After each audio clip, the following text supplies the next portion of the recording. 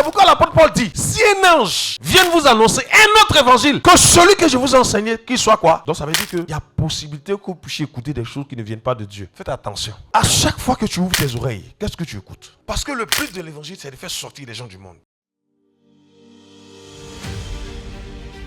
Ce matin, nous allons voir le Seigneur Jésus qui transforme. C'est le thème de ce matin. Alors, nous sommes dans Exode chapitre 1 à partir du verset 13. Le peuple d'Israël va aller en captivité en Égypte. C'est une prophétie qui avait été donnée à Abraham. Et qu'est-ce qui va se passer? Effectivement, cela arrive. Et le peuple va aller en Égypte en captivité. Et quand ils vont en captivité, vous savez, la captivité d'Égypte représente un peu lorsque tous les enfants ou tous les êtres humains que Dieu a créés se retrouvent dans le monde. Ils sont assujettis à la souffrance. Et quand vous prenez par exemple ce que la Bible dit ici au verset 13, alors les Égyptiens assujettis les Israélites à une servitude rigoureuse. Voyez ici la servitude rigoureuse comme, écoutez bon bien ce matin, c'est-à-dire l'oppression diabolique.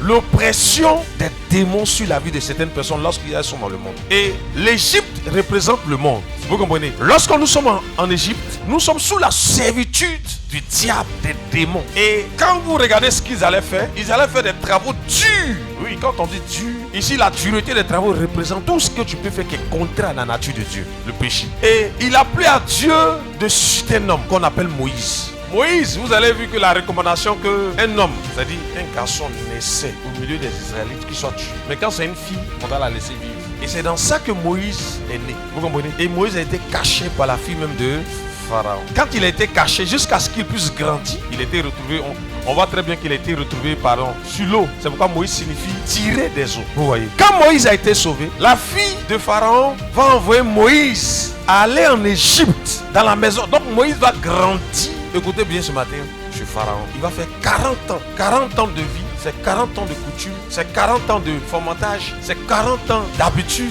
jusqu'à ce que Dieu se révèle à lui et lui demande d'aller libérer son peuple qui était en captivité. Il dit amen ce matin. Et frères et sœurs, à chaque fois que nous pouvons proclamer l'évangile, parler de Jésus, c'est dans le but de sauver des gens qui sont sous l'oppression diabolique. C'est dans le but de faire sortir les gens du monde afin qu'ils puissent venir à Jésus. Donc à chaque fois que tu prêches l'évangile de Jésus, sache que l'évangile a pour but de gagner des âmes. Pourquoi? Parce que l'évangile, c'est la bonne nouvelle de Jésus. Est-ce qu'on peut me dire amen? Il y a plusieurs bonnes nouvelles dans le monde, mais l'évangile est la bonne nouvelle de Jésus. Et si tu reçois la bonne nouvelle du Seigneur, normalement cette bonne nouvelle doit t'amener à le connaître. C'est pourquoi, frères et sœurs, celui qui ne connaît pas le Seigneur, mais tu es foutu. C'est comme un homme qui vit avec une femme qui ne connaît pas la femme avec qui il vit. Et donc, le monde, c'est l'Égypte.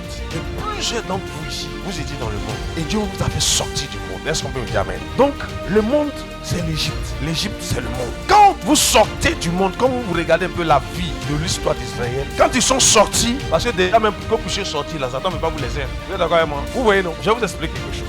À chaque fois que tu veux donner ta vie à Jésus, il y a un obstacle qui vient devant toi. Satan, son but, c'est de tuer et d'égorger. Jésus, lui, son but, c'est de donner sa vie, ce qu'il a fait déjà, et de nous sauver. Est-ce qu'on peut dire amen fort? Ça, c'est le but de Jésus. Et la Bible dit en Jean chapitre 10, verset 10, il est venu nous donner la vie, mais une vie en abondance. La vie en abondance, quand j'écoute certains prédicateurs dire que la vie en abondance, c'est d'avoir touché la terre, c'est d'abord faux. La vie en abondance, c'est que spirituellement, nous puissions appartenir au royaume des cieux. Vous comprenez? C'est que nous puissions naître de nouveau. Si nous naissons de nouveau, nous passons de la mort à la vie. Mais pour passer de la mort à la vie, frères et sœurs, il faut que vous puissiez écouter l'évangile. Et pour écouter l'évangile, il faut que vous soyez dans une disposition pour l'écouter. Sinon, qu'est-ce qui va se passer? Vous allez... Oui, c'est pour ça souvent il y a des gens qui disent, mais moi on m'a dit que si je viens à Jésus, je vais me marier. Si je viens à Jésus, je vais voyager. Si je viens à Jésus, je vais faire ceci, je vais faire cela. On ne leur présente pas les termes de l'évangile. C'est qu'il se donne à la croix pour que nos péchés nous soient pardonnés afin que nous soyons sauvés. On ne nous présente pas ça. Et qu'est-ce qui va se passer? Ce qui fait qu'aujourd'hui, il y a plusieurs personnes qui viennent à l'église, mais qui ont écouté un évangile qui n'est pas conforme à la parole de Dieu.